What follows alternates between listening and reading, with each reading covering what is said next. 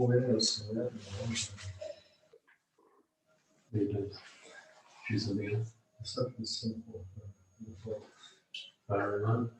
Yeah.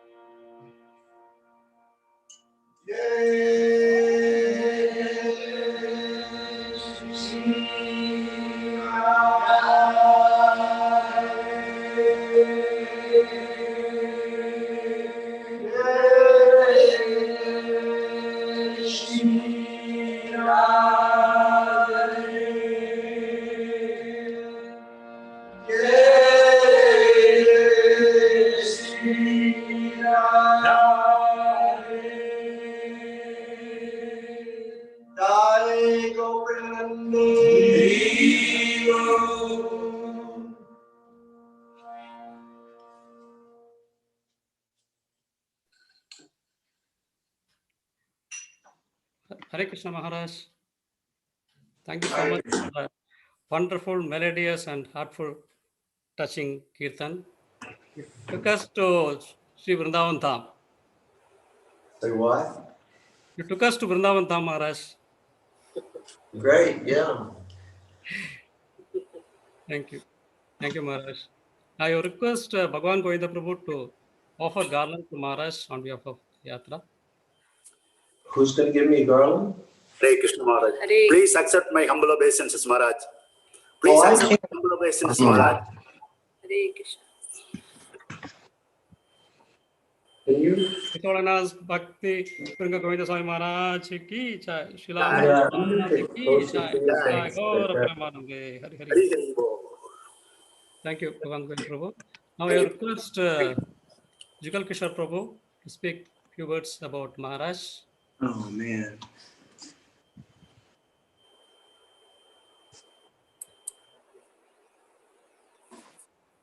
Since Guru Maharaj, and it's my pleasure and honor to be asked by Sri Ranga Krishnadas Prabhu to introduce me this evening, introduce you to the audience this evening. His Holiness B.B. Govinda Maharaj Swami Maharaj.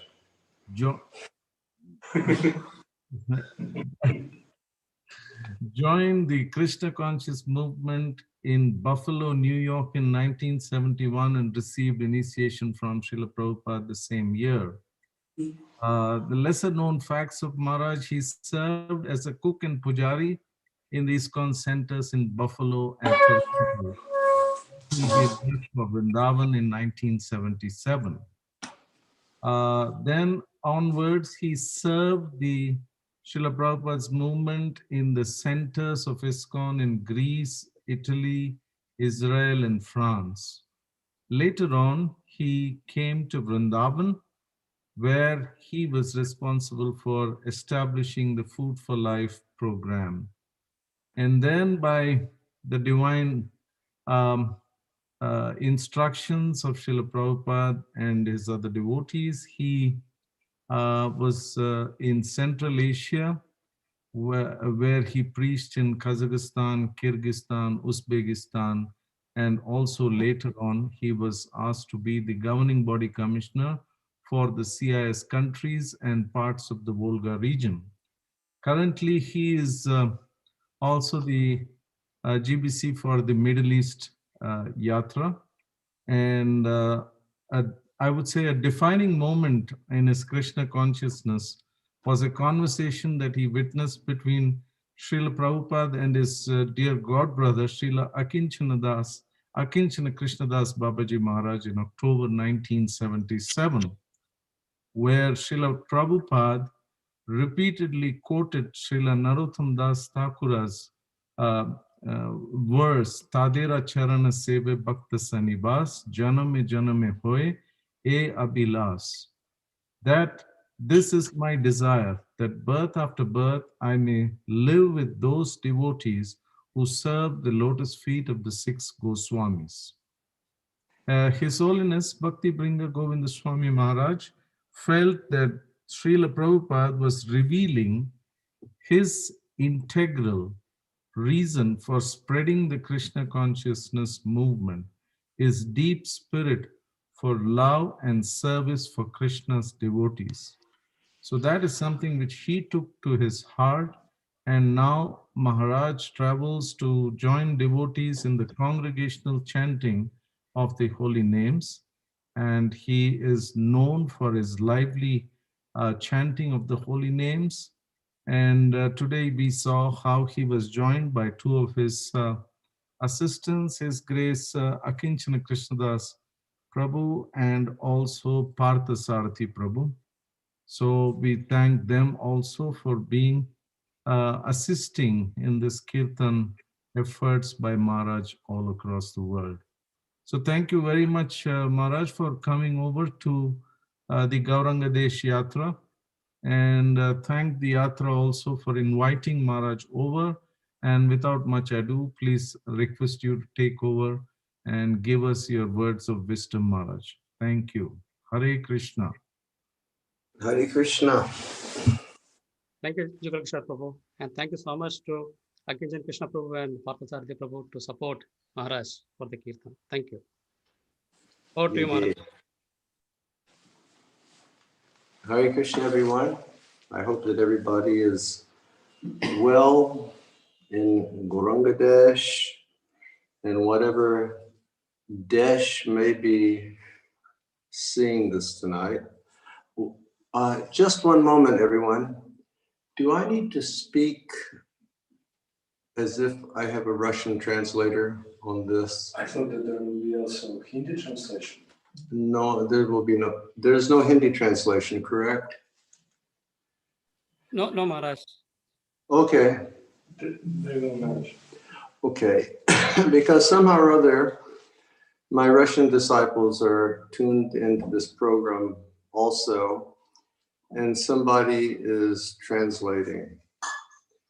And I spoke to someplace last week and they had Hindi translation, so it was convenient, so I could pause.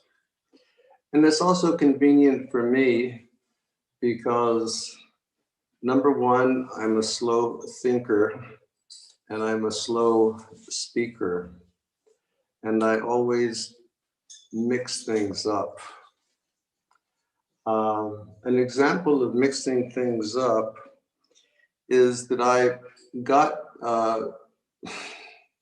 although the coordinator from Gauranga Desh sent me about 200 messages reminding me that the class was tonight, yesterday afternoon, I was out riding my bike in the villages of Vrindavan, and it was 6 o'clock, and I started having a panic attack because I thought that the class was yesterday night. So this is how I get things mixed up. And a further example of how I get things mixed up is that I prepared an entire class for another topic tonight, but we'll just save that for another time. I always say this aloud when you turn 70, that you can get bewildered about things. So once again, thank you all for having me. I'm in Vrindavan. I'm not at my home in Vrindavan because renovation work is going on in my home in Vrindavan. I'm staying at the home of one very, very nice devotee who has a big apartment and a building which is across from my home. It's a very nice place. And we've been here for about 2 months now. And I imagine that we're going to be here for at least another 2 to 3 weeks until everything gets wrapped up at my house. Low battery on Shiv Charan's telephone.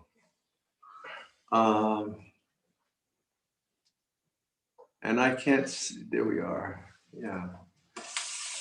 Yeah, I have to get some power on this phone here. Vrindavan has been very wonderful. This is the longest I've been in Vrindavan since 1995. Longest time consistently I've been here since 1995. By the grace of COVID-19, they say that there's a silver lining in every cloud, and for me that silver lining was to be, caught in lockdown in my home.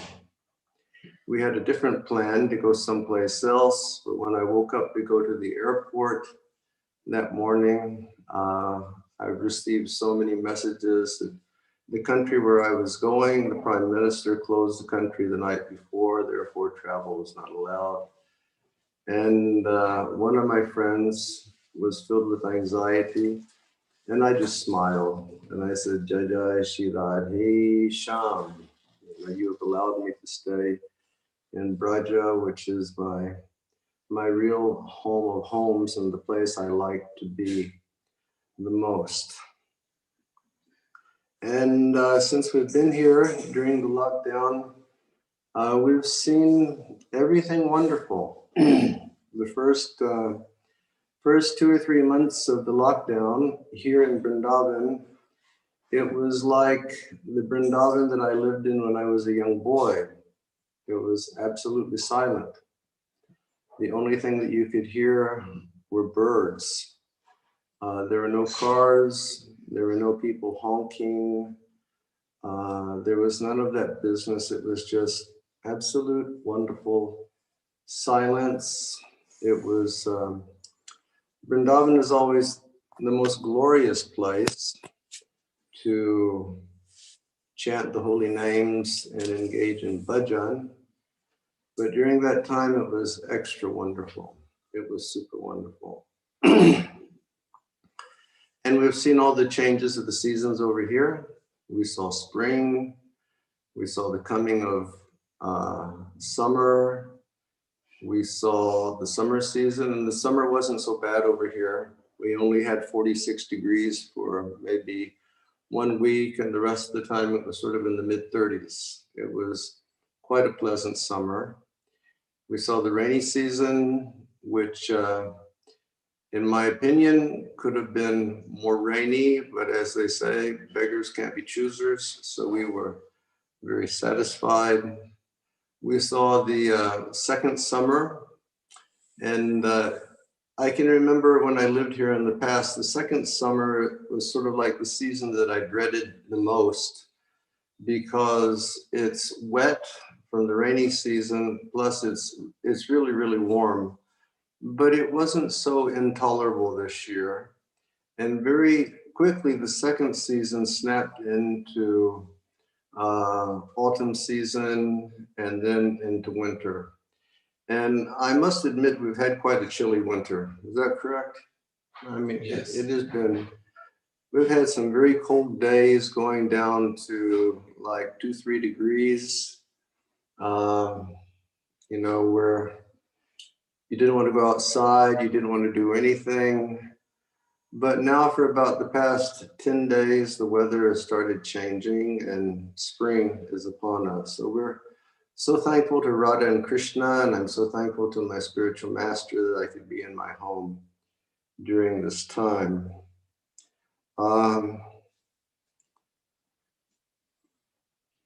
have to admit that I miss, you know, being in big groups of devotees chanting Hare Krishna and talking about Krishna, because there's so much nectar in that. All of our literatures explain that the process of Krishna consciousness should be conducted in the association of Vaishnavas. We should hear and chant and dance in the association of Vaishnavas. Just like Srinivasacharya, he explained the character of the 6 Goswamis, and he begins by saying, Krishnot Kirtanagana Nartana Paro Premam Rito Nidhi. Premam Rito Nidhi. He said that the 6 Goswamis were always engaged in chanting and dancing in one another's association. And because of that, they were always swimming in the ocean of the nectar of love of God. And despite the fact that they had such simple and austere lives, and they gave up eating and they gave up sleeping, they were never affected by that, because by the process of chanting and dancing in one another's association, they always became enchanted with the nectar of Radha and Krishna. So it's wonderful to be with the Vaishnavas and to engage in that activity. Personally, I haven't had many kirtans with groups of people during the lockdown because I've been a little careful about my health. Maybe just 10 or 12 times, something like that. I've had people over and we've had kirtans together. Akinchana, he does go to the temple. One of Akinchana's favorite sevas is to sing the Rajbhog Arti for the deities every day. So he goes there. It's a stand-up kirtan, and is standing, is chanting, and dancing. He loves that so much. And Partha, he goes to the temple in the evening with a select group of his friends at a certain time, and they do kirtan for the deities over there. But I haven't been going out so much. I wanted to be careful. COVID has been here in Vrindavan, but it hasn't been so severe, I don't think, in Vrindavan. I know a number of devotees who've had COVID, and a few of them had, you know, kind of rough cases, but they managed it at home. And a number of devotees, they had light cases, and they were able to shake it within a couple of weeks. And here in Vrindavan now, everybody says COVID is finished. If you go to Delhi, everybody's got a mask on. But here in Vrindavan, no one is wearing a mask except me and some of my associates when we go out. One way to get away from Vrindavan is that I bought a bicycle and I go out cycling, and I go out and I visit the places of Krishna's Leela. And it's been very beautiful because I've seen the bajra crop this year. I've seen the mustard crop this year. I've seen the wheat crop, which is coming now. And it's all extraordinarily beautiful. So I've been very blessed. And I think myself and some of my friends who are here in Vrindavan, we're very thankful that Krishna has given us this time. We were all on the road for so many years, and now Krishna has given us the time just to be at home. It's like my mom always used to tell me, you know, you'll never sleep better than when you sleep in your own bed. And I've had the opportunity to sleep in my own bed for practically a year now. So, of course, it's a little different than the Goswamis. They slept under a different tree every night, but I'm sleeping in the same bed every night, and it's been a blessing. So, but I miss the devotees. I miss the natural kindness of the devotees. I miss the hospitality and the love that the devotees show. And in every place, it's a different type of hospitality, and it's a different type of love. When I come to the Gulf countries, the devotees are so warm, and it's a particular type of mood of loving exchange there. And when I go to Russia and I spend time with the Russian devotees, it's another flavor of love. It's very, very big charitable hearts, and so much warm hospitality and care. I thought that the loving exchanges with devotees couldn't get better than with the Russian devotees. But then a number of years ago, something interesting happened, and I started preaching in China. And in China, it's just, regardless of whatever you may read in the news about China or what you may hear about the Chinese, they are the most hospitable, loving, friendly, cordial people. They just relish loving exchanges with other individuals. So I miss that, and I don't know when COVID will end. And I don't know what it will be like when COVID is over. I speak to my friend Shivaram Swami a few times a week. Last time we were speaking, I told him I don't even know, he was saying, will you travel again? And I said, I don't know. I said, I don't know if devotees will want guests or how soon they will want guests. I said, people have become very adept and accustomed to this, online exchange of thoughts and ideas. And Shivaram Swami told me, no, Maharaj, people are very sick and tired of virtual association. He said, people want the real thing. People want to sit with Vaishnavas. People want to touch Vaishnavas. People want to hear Vaishnavas. People want to sing with Vaishnavas. And I guess that's because we should always understand that the Vaishnavas are the only people who can fulfill the deepest, heartmost desire of every living being. Now we look at ourselves, we look inside of our hearts, and we know that there are many different things going on. And we see the progression of our hearts through the years and the decades of our life. We may start when we're young with one powerful set of desires, and as we age, hopefully with Krishna consciousness, that changes.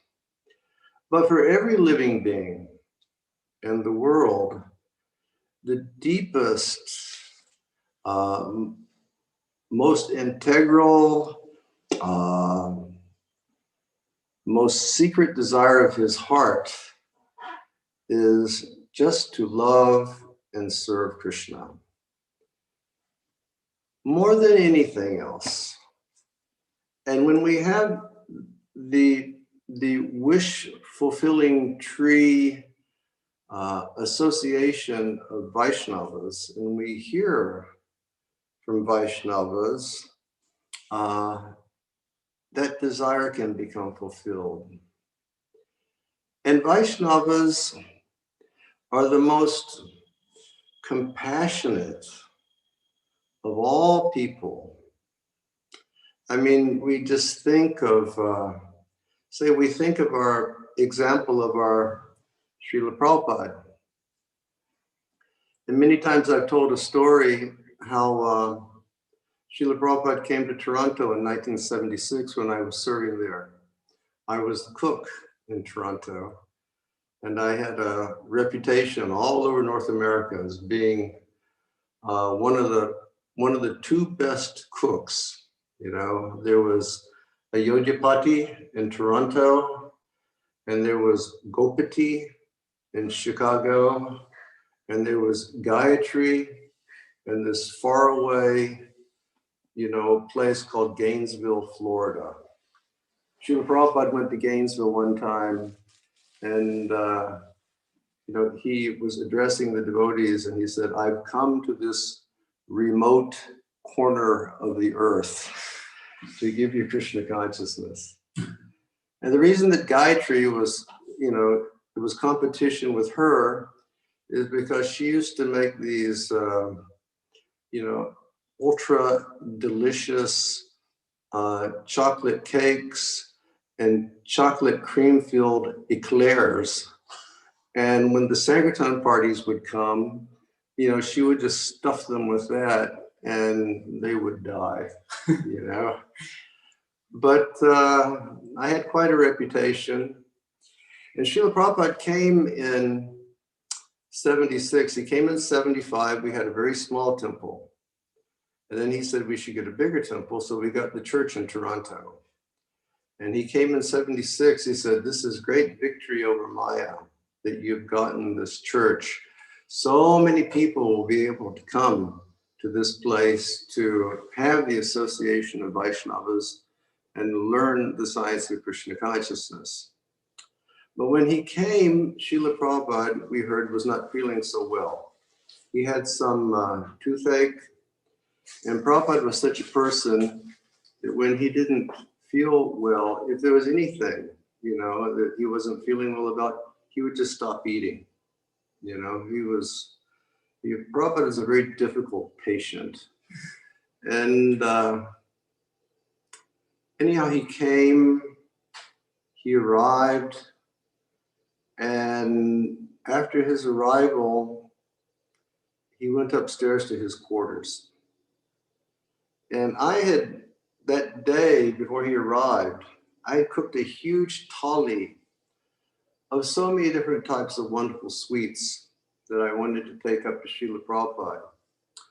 And my temple president came to me. My temple president, we were all the same age. We were all about, 76 means I was 25 years old. We were all boys.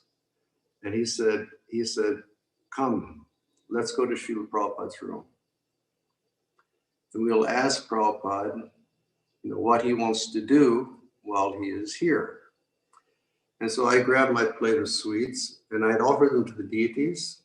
So it was a plate of Mahaprasadam.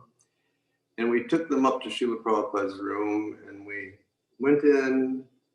And whenever we walked into Prabhupada's room, it was just dandavats. And then we'd get up. You couldn't go into your spiritual master's room unless it was dandavats.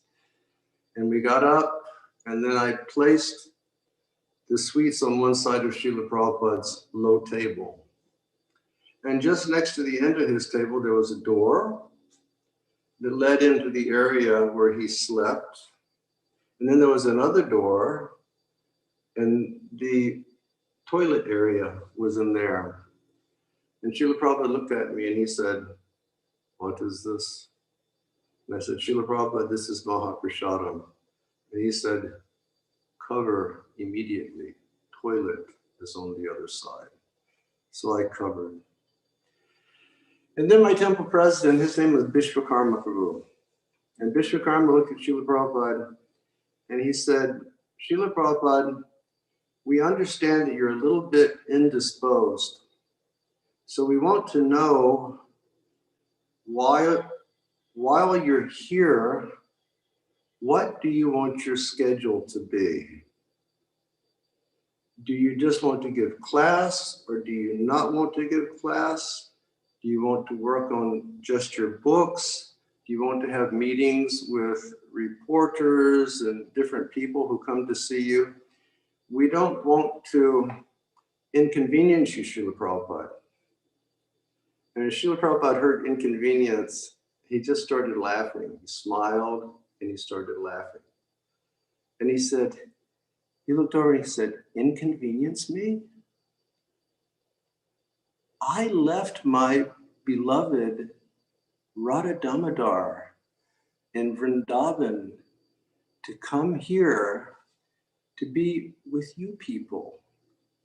He said, "What more of an inconvenience could there be?" And then he said, "But now I'm here and I am your servant. So I will do whatever you tell me to do." And then we were just sort of flabbergasted.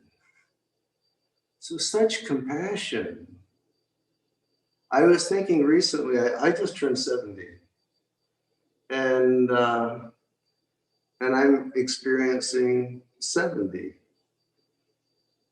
And I was thinking, my goodness, Srila Prabhupada didn't begin his international preaching till he was 70. We've been traveling for some years, but Srila Prabhupada began traveling at the age of 70. Such compassion. They're very compassionate because they're contributing the greatest benefit to the human society, which is love for Krishna and the opportunity to have relationship with the devotees of Krishna. I'm thankful that Jugal mentioned that story when he was introducing me.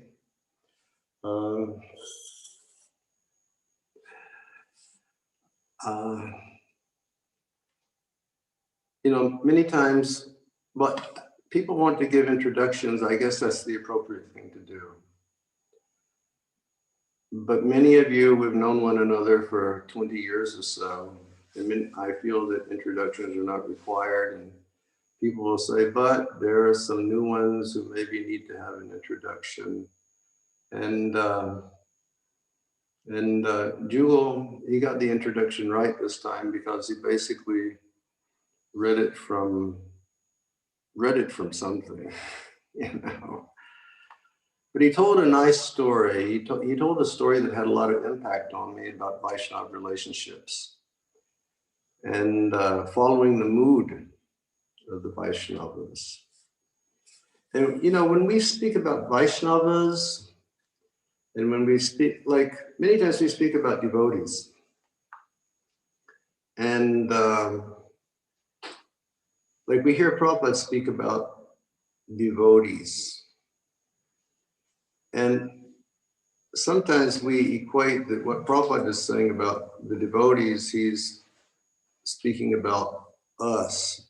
But oftentimes Prabhupada is speaking about the perfect devotees who are an example for us to follow. And that story that Jugal told, I can share it with you because it gives such a nice perspective of how Vaishnavas are and how Vaishnavas have loving exchanges with one another. And these loving exchanges between Vaishnavas, this is the real nectar of Krishna consciousness. When we can associate with one another according to the principles of Vaishnava Sadhachar, when we can associate with one another, not looking at one another in any type of judgmental way, when we can associate with one another, not in any type of hierarchical way, when we can just accept one another for who we are on our path of devotional service, and when we can have the good intelligence and the good heart to appreciate everybody, you know, for who they are, where they are on their path of devotional service, without that judgmental mentality, relationships start to become nectarian. So I had this experience in 1977. I served in Toronto in our ISKCON Center until about the middle of June, maybe a little closer to the beginning of, maybe a little closer to the beginning of July in 1977. And then I came to Vrindavan. I'd seen Prabhupada perhaps once a year. Each year I was a devotee, but I was a foot soldier. I wasn't a general. I wasn't a captain. I wasn't a major. I wasn't a lieutenant. I was just one of the foot soldiers. I was the cook. I would go and I would do the shopping for the temple. Sometimes they'd let me do, you know, worship the deities. I'm a very simple person. I love to clean. But I never had Prabhupada's association. All those years, I never went on a morning walk with Srila Prabhupada. You know, I never had that opportunity. Why? Because I was always back in the temple cooking the meals for all the devotees who had come to see Srila Prabhupada.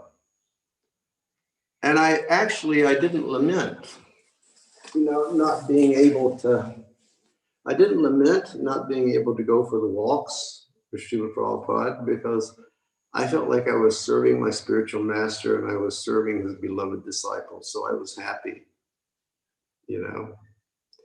And I always tried to cook the best I very could and cook. I used to try to cook, you know, the things that I heard Srila Prabhupada liked and the way he liked them, spiced. That's the way we were back then, you know. It's like now, many devotees in different parts of the world at ISKCON, they don't like the, you know, the ISKCON Indian cuisine so much. They don't like the chili, you know, they don't like different spices. But we were all really into that back then. And I was especially a good sweet cook. So we always had fantastic sweets in our temple. But I never had Prabhupada's association. So I took a very bold step and I said, I'm going to go to Vrindavan and I'm going to do service there so I can see my spiritual master, Srila Prabhupada. Because we heard that he was preparing to leave this world and I wanted to spend a little time with him before he left. So I came here, I was in Vrindavan for one day, and the next day I became the official cook in Vrindavan. And at that time we cooked on wood because there was no gas bottles back in 1976. We cooked on wood and we would get covered in black soot. And I was lifting these big, huge pots that had black soot all over. I'd just become so black every time I would cook. And I would start my cooking about 5 o'clock in the morning, cook the breakfast. After cooking the breakfast, I would cook the lunch. I would finish the lunch in time so that it could be offered to Krishna Balaram. And I used to keep our horrible kitchen so clean that, you know, we could actually send things over to the deities from our devotee kitchen. And then I would serve the devotees their prasadam at 1:30 or 2, and I would clean the kitchen. And then I'd go scrub myself in cold water because we didn't have warm water back then. And then I would put on clean clothes, and then I would run to Srila Prabhupada's room. And generally at that time, they always kept the doors open at Srila Prabhupada's house. You know, it's sort of like in the beginning of ISKCON, when Prabhupada was at 26 2nd Avenue, you know, his doors were always open. Any person could just go in and sit down while Prabhupada was doing something, and then devotees could just ask him questions at any time. I can remember Govinda Swami in one of his remembrances. He said one of the most amazing things that he remembered about Prabhupada is that Prabhupada was a very attentive listener. Meaning anybody that came in to talk, she would probably just sit there and listen and listen and listen, and then try to give that person some pertinent guidance how he could develop his Krishna consciousness. So in the beginning, doors open. And then when ISKCON started booming and Srila Prabhupada was, you know, writing all night long, managing all day long, giving class morning, giving class evening. And Prabhupada was basically very tight schedule, very blocked. But in the end, the doors just opened again. And you just go into Prabhupada's room and he'd be laying on his bed. And some soft kirtan would be going on. Or they would be reading Srimad Bhagavatam to Prabhupada, or reading letters to Srila Prabhupada. And you could just sit there and chant japa and be with Srila Prabhupada. So one afternoon, I went over to Prabhupada's room, but the door was locked. There was a big padlock on the outside, and I was thinking, maybe Srila Prabhupada is having a bad day, you know, and they'd want to restrict the devotees coming in. And then I looked up and I saw Prabhupada's godbrother, Srila Akinchana Krishna Das Babaji Maharaj. And Prabhupada and Akinchana Krishna Das Babaji, they loved one another. One time I was speaking to Babaji Maharaj, I said, when did you first meet Prabhupada? He said, I met him in the 40s in Allahabad. When I saw him, it was love at first sight. That's the way he described it. He said, we always loved one another. You know, they say birds of a feather flock together. Here you had two pure devotees whose hearts were, you know, what does it say in the beginning of the Bhagavatam? Nirmat saranam satam, you know, free from envy. Not a trace of envy. No aroma. They just loved one another. And Babaji Maharaj, when I went to the house that afternoon, he was pacing back and forth in front of Prabhupada's room. He was very small, like Srila Prabhupada, and he was the same age as Srila Prabhupada.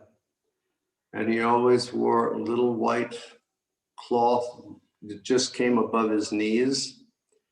And generally, he always wore one of those Indian t-shirts. And he was always, I think he shaved maybe once a month, so he was always like gray stubble. And he was constantly chanting the Hare Krishna Mahamantra. He never stopped. Srila Prabhupada told us, Babaji Maharaj chants the Mahamantra 24 hours a day. And sometimes I would be in the room, he'd be with Prabhupada, and it was just constantly, Hare Krishna, Krishna Krishna, Hare Hare, Hare Rama, Rama Rama, Hare Hare, Hare Krishna, Krishna Krishna, Hare Hare, Hare Rama, Rama, Hare Krishna. He just never stopped chanting. And so he was outside, and I knew who he was. So I went over to him, and I bowed down, and I offered dandavats. And then I reached over and I took dust from his feet, and I put on my eyes, on my head, and on my heart. And I said, Babaji Maharaj, I said, do you have some service for me? What can I do for you? And he looked at me, he said, yes, I want to see Prabhupada immediately. He was very emphatic. Immediately, I want to see Prabhupada. So you all know that Prabhupada has a garden behind his house, and there used to be an entrance to the garden through the guest house lobby. Maybe it's still there, I don't know. So I went in through that side, and I came in to the back of Prabhupada's house, and I came up to Prabhupada's door, and I offered obeisances, and I got up, and then I went over to Prabhupada's bed. And His Holiness Tamal Krishna Maharaj was sitting on the bed with Srila Prabhupada. And I leaned over and I said, Goswami Maharaj, Akinchana Krishna Das Babaji Maharaj wants to see Prabhupada immediately. And then Tamal Krishna Maharaj turned to Prabhupada and he said, Prabhupada, Babaji Maharaj wants to see you immediately. And then Prabhupada looked up and he said, bring him immediately. So I ran out and I felt, I did something for a pure devotee. And I was so happy. And I went out and I said, Babaji Maharaj, come immediately, and see Srila Prabhupada. So I took him in through the back way. And when he came into the room, I saw something so nice. Tamal Krishna Maharaj got down from the bed. He was just sitting on the bed next to Prabhupada, talking to him. They had such an intimate relationship. And he got off the bed and he offered his obeisances to Babaji Maharaj. And Babaji Maharaj sort of like bounced up on the bed.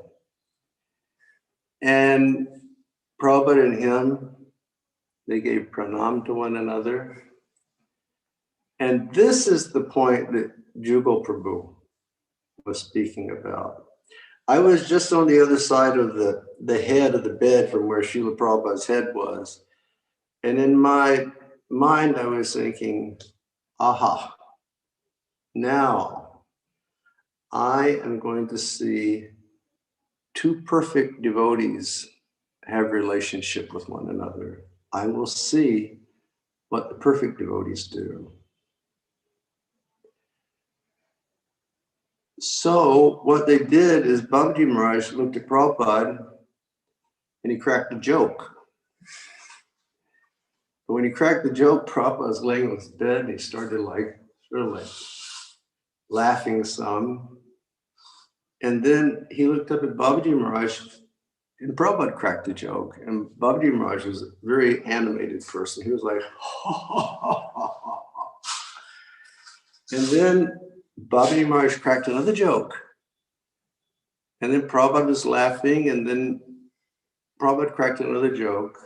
Then Babaji Maharaj said, he cracked another joke, and Prabhupada, at that point, he went,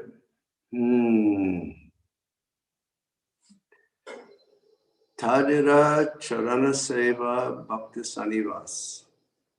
Janame Janami Hoy Eyabilas.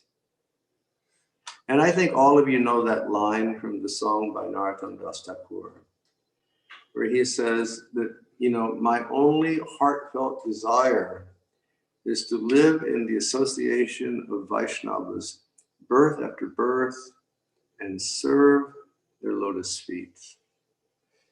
Just live in Vaishnava association and serve their lotus feet. Live in Vaishnava association. Always have a positive mentality about the Vaishnavas. Live in Vaishnava association. Always have an open heart to the Vaishnavas. Live in the Vaishnava association. Always have kind words and sweet, loving words to say to Vaishnavas. Never being judgmental about the Vaishnavas. Never looking at the Vaishnavas in a sectarian way. So Prabhupada said, Tarira Charana Seva Bhakti Sanivas. Janame Janame Hoye Abilas. And Babaji Maharaj threw in, And then the next thing Babaji Maharaj did is he cracked another joke. And Srila Prabhupada sort of started heaving, joke, laughing a little bit. And he said something to Babaji Maharaj, and Babaji Maharaj laughed all the time anyhow, because Prabhupada said he had attained the stage of Bhag Bhakti and he was always happy. And one time Prabhupada was giving class in Mayapur and Babaji Maharaj was sitting next to Prabhupada and he was laughing all the time. And the young Western devotees were getting annoyed. And Prabhupada said, do not disturb. He is experiencing transcendental bhav. He is laughing. Do not disturb him. And so then Babaji Maharaj, he said something to Srila Prabhupada, and Prabhupada again, he said, Tadira Charana Seva Bhakti Sanivas, Janame Janame Hoy E Abilas. My only desire is to live in the association of the Vaishnavas, birth after birth, and engage in service to their lotus feet. And Babaji Maharaj, he was beaming. And then Srila Prabhupada folded his hands and he looked at Babaji Maharaj and he said, could you please sing for me? It was so sweet. Could you sing for me? And Babaji Maharaj, he said, yes, Prabhupada. And so I can recall he sang this beautiful song by Srila Bhaktivinoda Thakur that was a Nama Mahatmya. Meaning it was like one of those songs like Jasomati Nandana Brajabhara Nagara.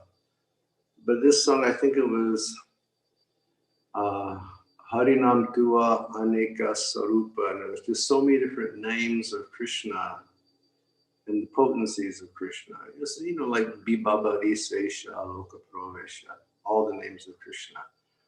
And he sang with so much love. When Babaji Maharaj would sing, you would just feel tears coming to your eyes automatically, because he was singing with love. He wasn't singing from this, but he was singing from his soul. And he finished, and Prabhupada folded his hands and he was just saying, thank you so much, thank you so much, thank you so much. And Babaji Maharaj looked at him and he said, Prabhupada, I must go now. Do you give permission that I may go? And it was just so sweet. And it was so cultured, and it was so pure, and it was so innocent.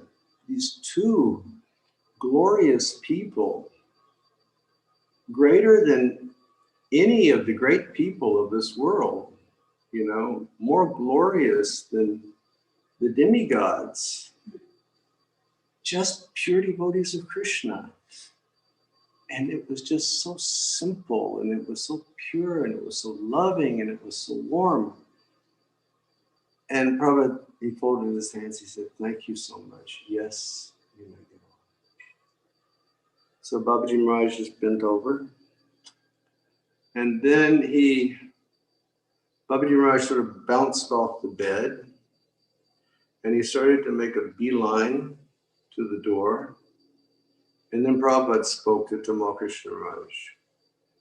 He must have Mahaprasadam.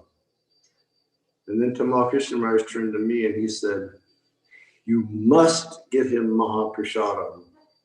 And so I offered my obeisances to Prabhupada and I started running from Babaji Maharaj. And he'd made it up to about the guest house. And I said, Babaji Maharaj, please, you sit here. I said, Srila Prabhupada wants me to get you Mahaprasadam. And so very obediently, he sat down, just like a boy.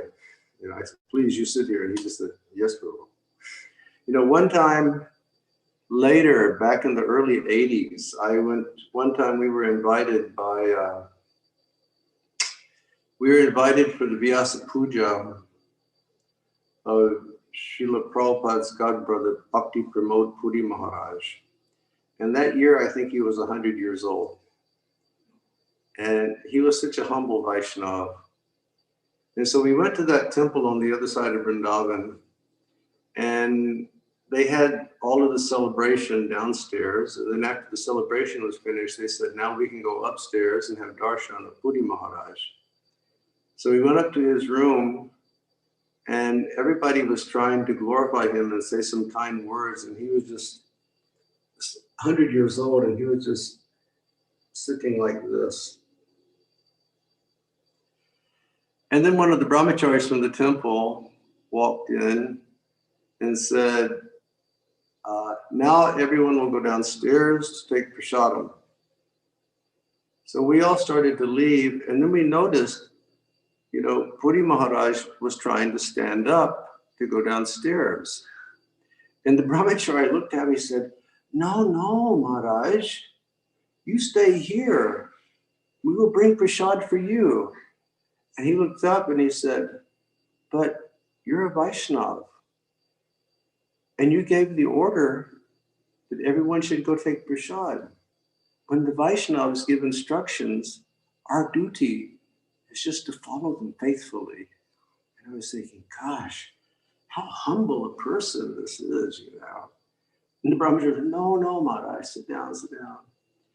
So I had Babaji Maharaj sitting in a chair in the guest house, and I quickly ran to the front of the temple, and I said, I need Mahaprasadam for Kinchana Krishnadas Baba. And so they gave me 2 basin laddu and a leaf cup with a tulsi leaf. And so that was it, just 2 very simple basin laddu. And I came running back to the guest house, and I came to him and I said, Maharaj, here's Mahaprasad. And when I gave it to him, he looked at me and said, he was like, Mahaprasad, thank you so much. You're so kind to me. you gave me Krishna's Mahaprasadam. Thank you, thank you. And then he said, now may I go? And I said, yes, Maharaj, please. So then he was stepping out of the door of the guest house. We used to have 2 doors in the guest house. Now everybody knows the one door that's there now, but I think there's a reception desk on one side, and there used to be double doors there with a step down. And when he was stepping out, somebody was sitting on the steps. And he looked down to see who it was that was sitting there. It was Srila Prabhupada's sister, Pishima. And I was thinking, oh my God, now we have 2 pure devotees in front of my eyes again. What is going to happen? And he looked down and saw Pishima, and this big smile, came on his face. And Pishima, she looked up and saw him, and this big radiant smile came on her face. And Pishima, she was very short, and she was very, very round. And she was probably just a few years younger than Srila Prabhupada. And she was bent, she had like one of those people bent over at the waist. And she looked up, and Babaji Maharaj was there. So then Pishima started to get up. And Babaji Maharaj was standing like this, And Pishima, in her bent over form, she was coming, and she wanted to bend over, and she wanted to take the dust from Babaji Maharaj's lotus feet. And, she would like struggle to get to his feet.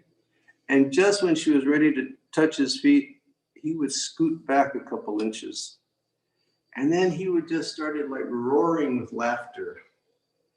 And she would look at him, and she would say something to chastise him. And then he'd go, yes, yes. And then he would stand, and then she would approach and try to touch. And he would move back, and he would like start laughing so loudly. And she would like start chastising. And he said, yes, yes. And so then she came, and she took the dust from the feet of this pure devotee. And she was a pure devotee. It was so beautiful. And when Pishima, she took the dust from Babaji Maharaj's feet, she like took the dust, she took off her glasses, and she like put the dust on her eyes.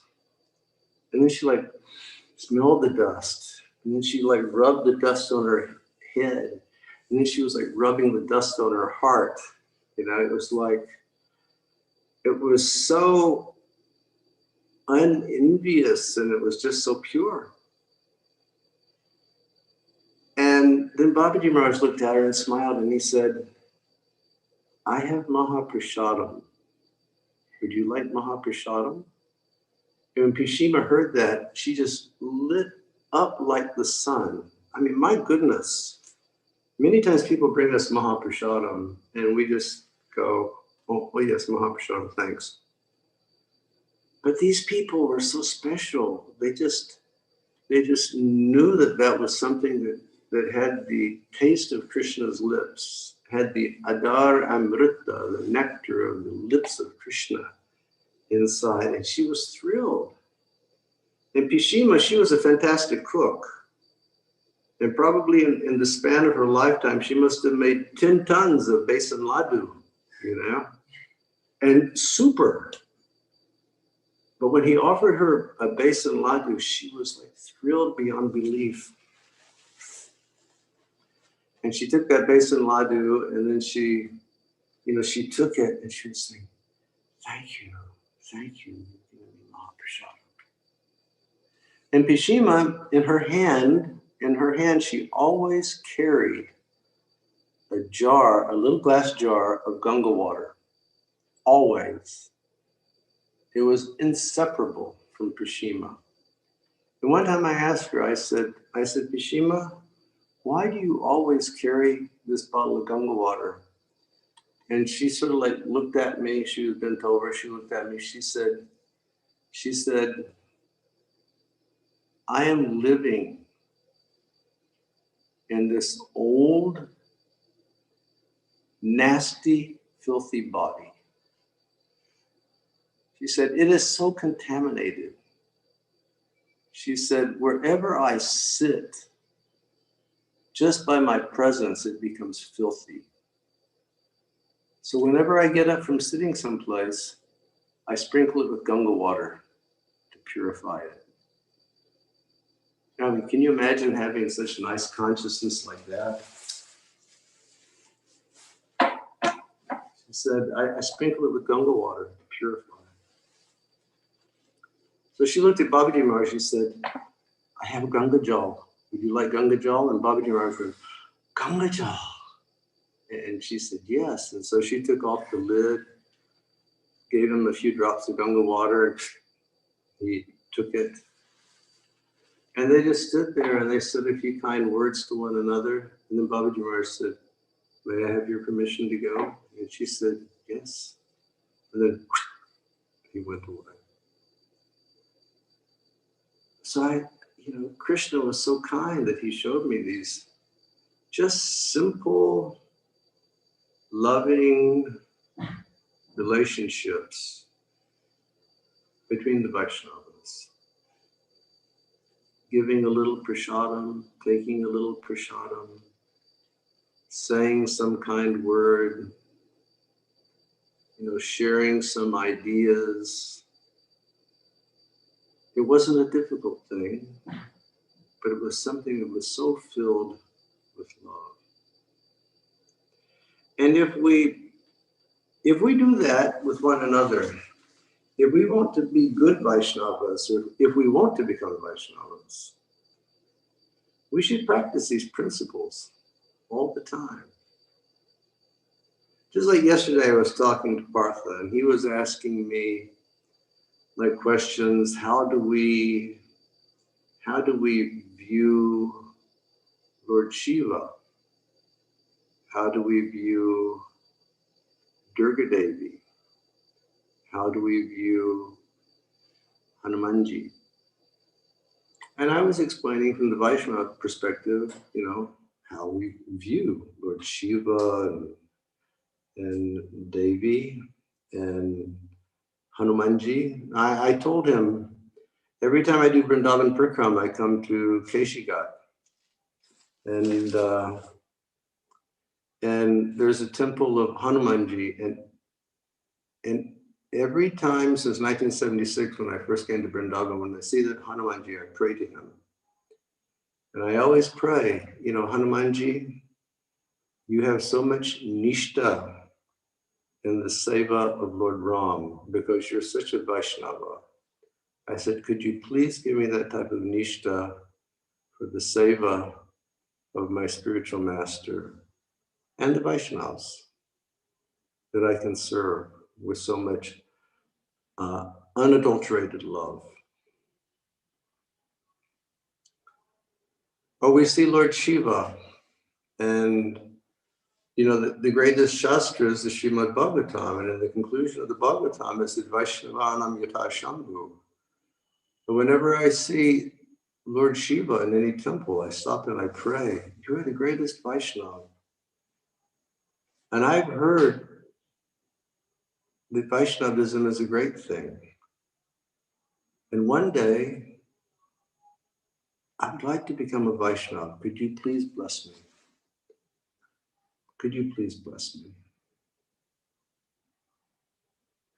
Or Devi, she's in charge of this world. And we don't look to Devi to pray for something material, but we look as Vaishnava. Can you please bless me that I could become the pure servant like you are of Krishna? May I serve purely? So this is what is said, that the Vaishnavas they're the desire fulfilling trees, and they're full of compassion. And therefore, in we as aspiring Vaishnavas, we should always have the best relationships with the devotees. We should always have loving relationships with the devotees. And, if we do that, Krishna will become pleased with us. Just like every day we sing, Jasya Prasada Bhagavad Prasado, Jasya Prasada Nakati Katopi. If we please our spiritual master, then Krishna will be pleased with us and open the path of bhakti. But if we displease the spiritual master, then it will simply wreak havoc on our path of devotional service. And we know if we please the Vaishnavas and if we serve the Vaishnavas, Krishna will show special compassion and mercy to us.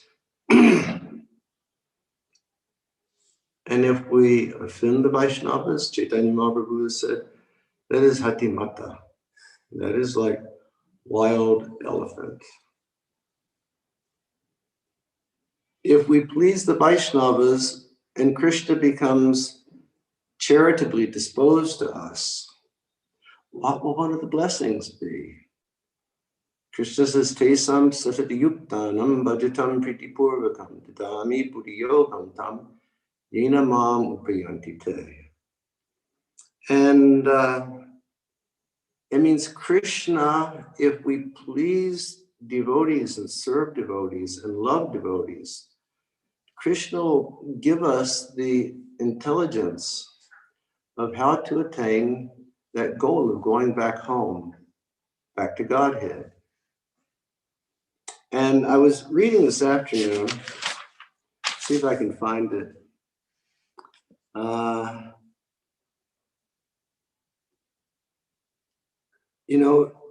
There he says, Dadami Buddhi Yogam Tam. And Srila Prabhupada in his commentary, he describes that Buddhi Yoga is action and Krishna consciousness, and that's the highest type of intelligence that we can have. But in order to have that, we have to behave in a proper way in the association of Krishna and Krishna's devotees. And he says, because Buddhi Yoga is the activity by which the heart will become absolutely free from any type of material contamination. And that's the ultimate good that we receive from serving the Vaishnavas and serving Krishna. And therefore, the association of devotees, Prabhupada says in his commentary, the association of the Vaishnavas and the association and the service of Vaishnavas and the association and the service of the spiritual master are absolutely important. We should be very careful that we don't mess that up in our practices of bhakti. And in that verse, Bhagavad Gita 10:10, and Srila Vishwanath Chakravarti Thakur's commentary, Srila Vishwanath Chakravarti Thakur, sometimes he sort of reveals the thought process of Arjuna and why Krishna may say a particular thing. And it's because Arjuna has something going on inside of his head. He has some question going on inside of his head. And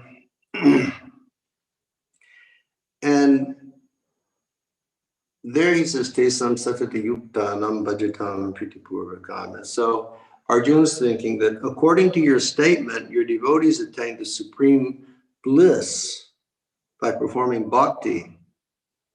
And it's because of bhakti that they can go beyond the three modes of material nature.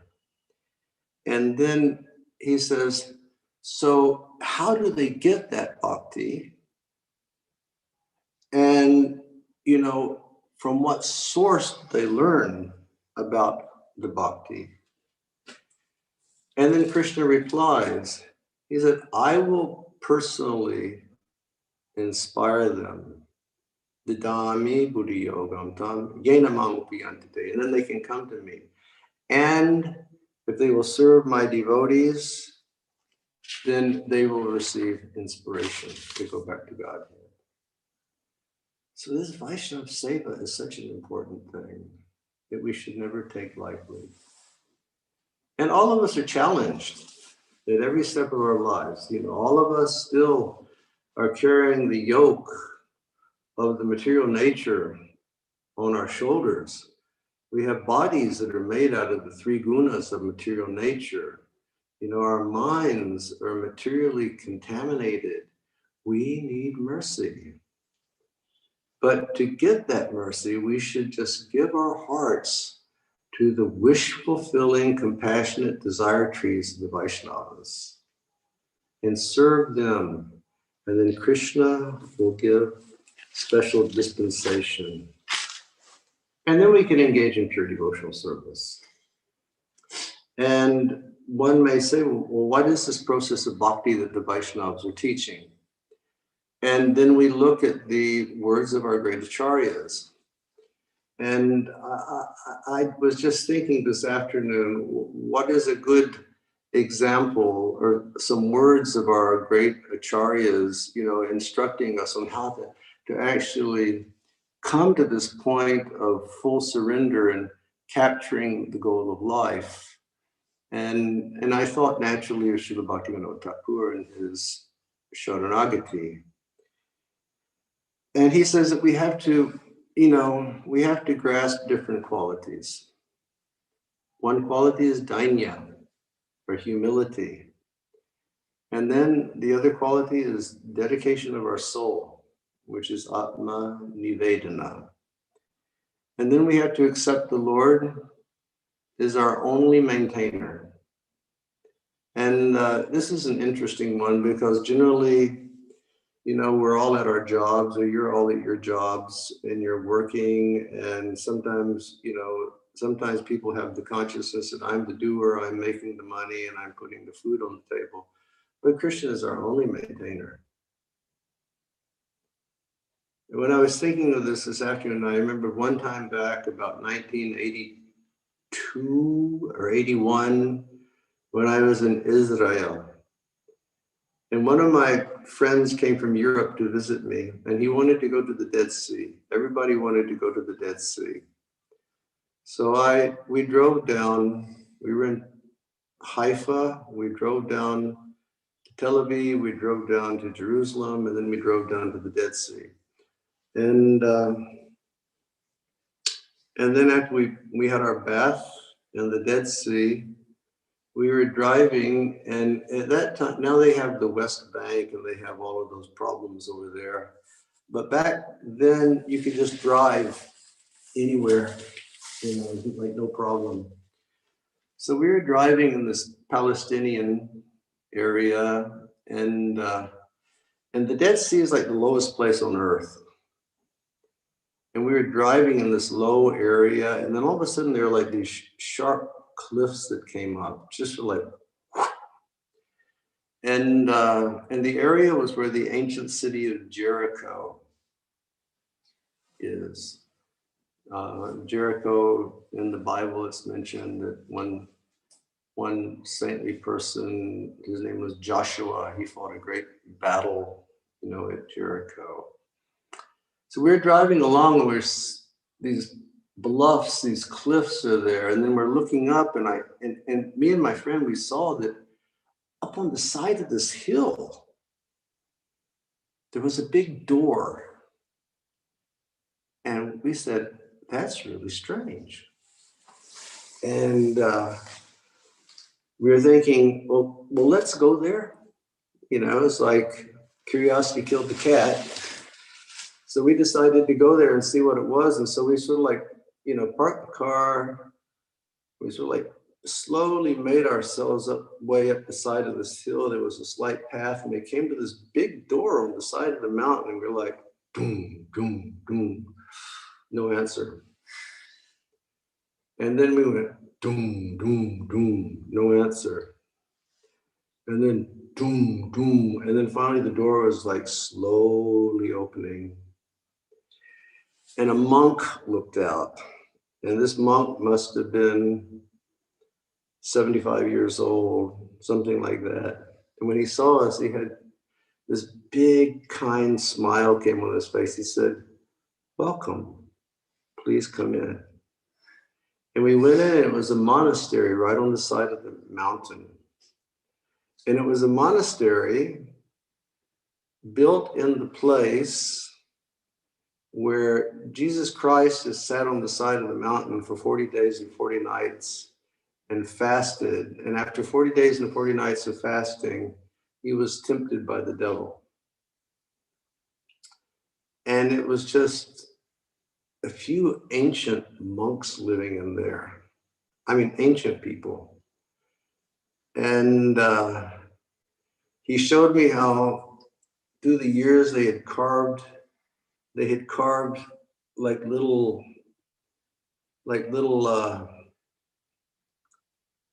lines on the side of the mountain. So whenever it would rain, the water would come down and it would fill their tank. And the only thing they ate up there were some, every now and then somebody would bring them some beans and some rice, and they would take dry fish, and that's all they lived on. And then he showed us the beautiful chapel, and he showed us the place where Jesus Christ had sat to perform his austerities. And we were like very amazed. And then I looked at him and I said, and this is about 1980. And I said, "Father, how long have you lived here?" And he looked at me, he said, "I stepped inside of this monastery in 1945, and I've never stepped outside of this monastery. I've lived here the whole time." I said, "That's amazing." I said, "And you all live here." I said, "You must have some very good system of maintenance." And he looked at me and he said, "Yes, we have the most expert maintenance system." And I said, "What is that?" He said, "Our maintenance system is God. He is our only maintainer."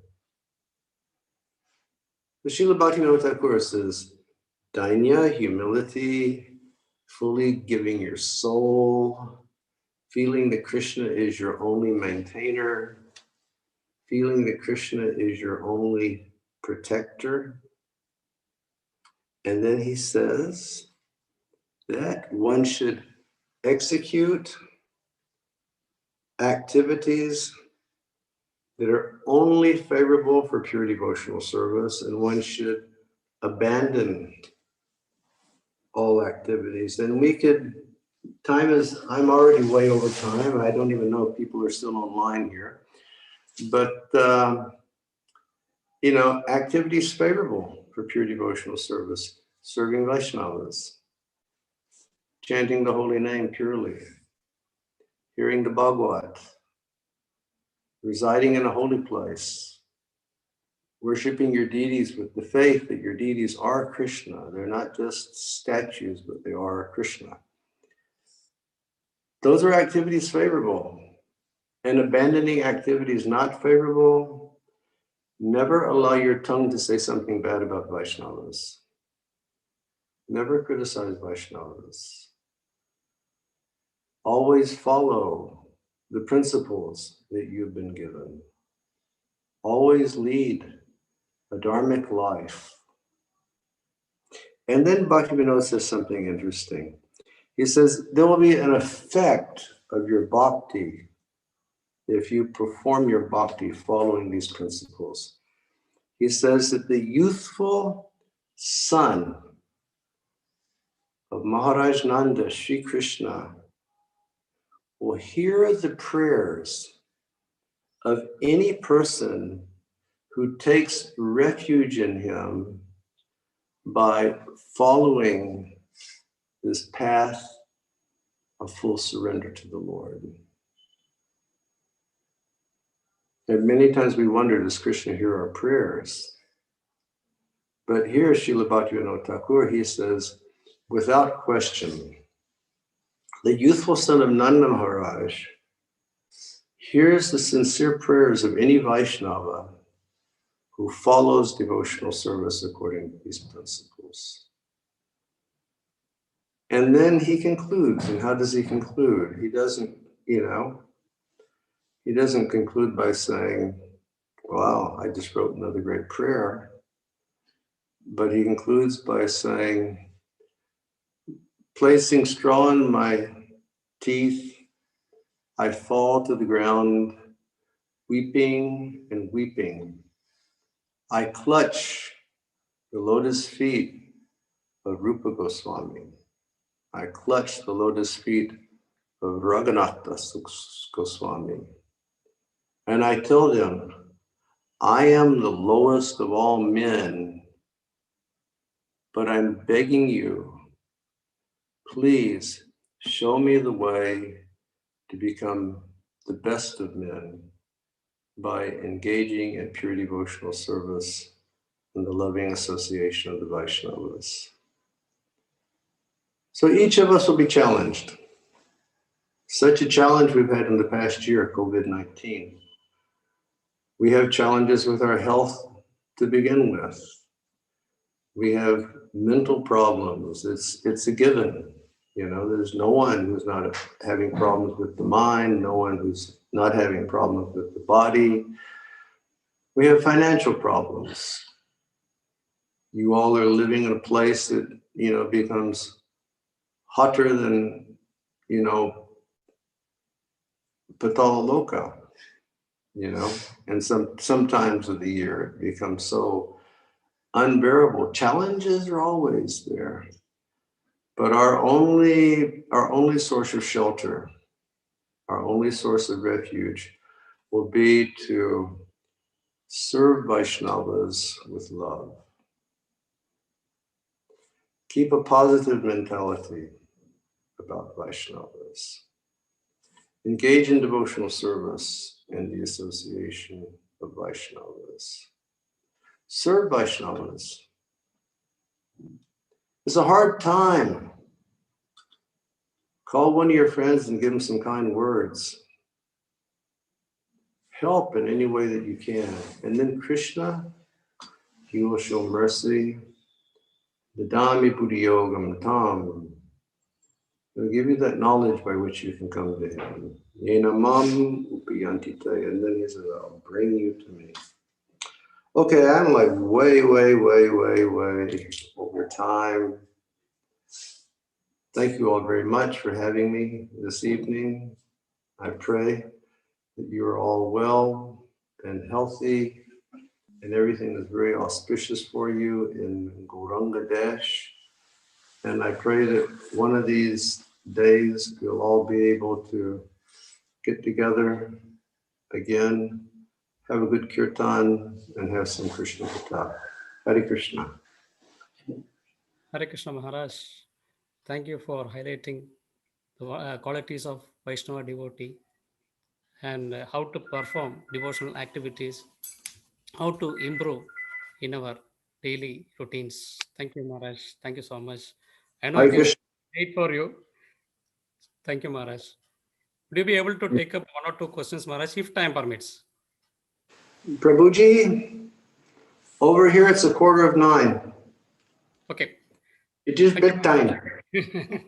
Time to go to bed. Thank you, Maharaj. We are 70 years old. We are not young like you. You are a young man. Maharaj, shall I ask the devotees to put on their camera so you can bless all the devotees? You can also see the devotees as well. As you like. I like Request looking at the devotees, Vaishnavas. can you please put on your camera?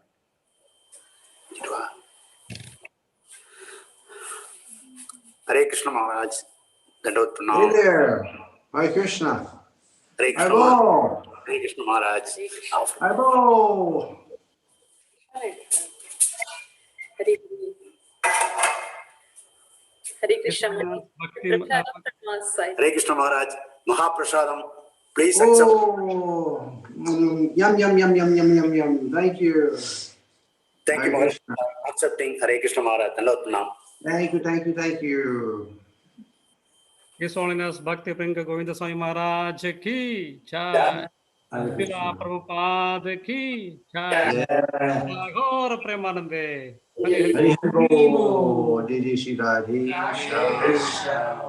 Hare Krishna. Thank you, Maharaj. Thank you, Maharaj. Thank you. Thank you so much, Jugal Kishore Prabhu, for arranging wonderful meeting with Maharaj.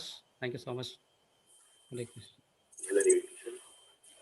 We Bhagwan Balaji Prabhu and Radhikapati Prabhu to do the Sandhya Arati.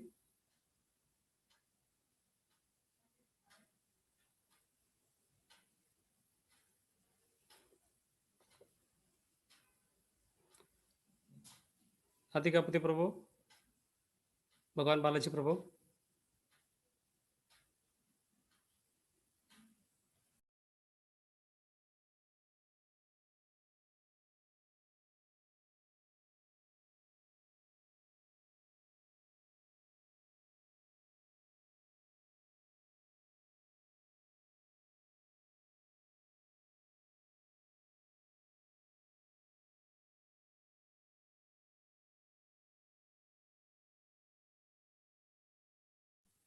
Radhikapati Prabhu, we can start now.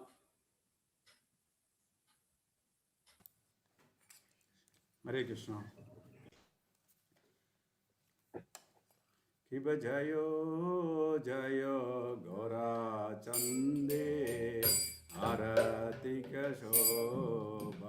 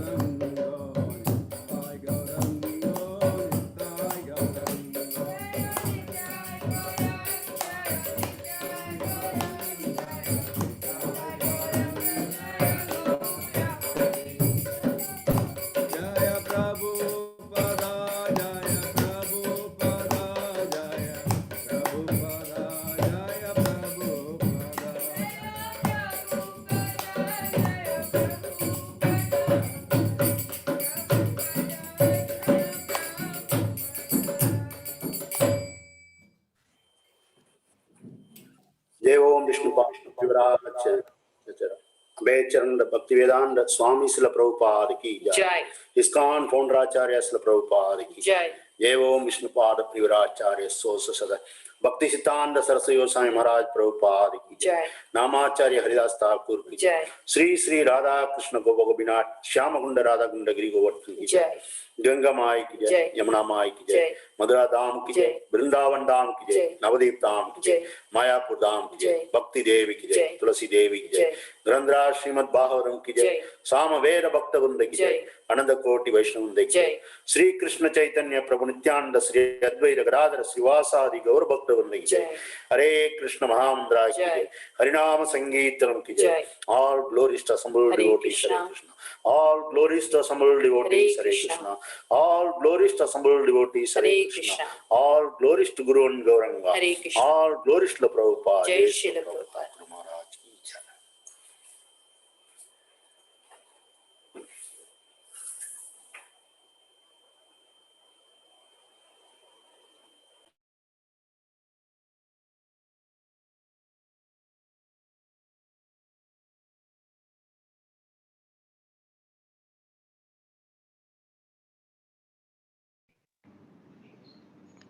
Hare Krishna, Prabhuji.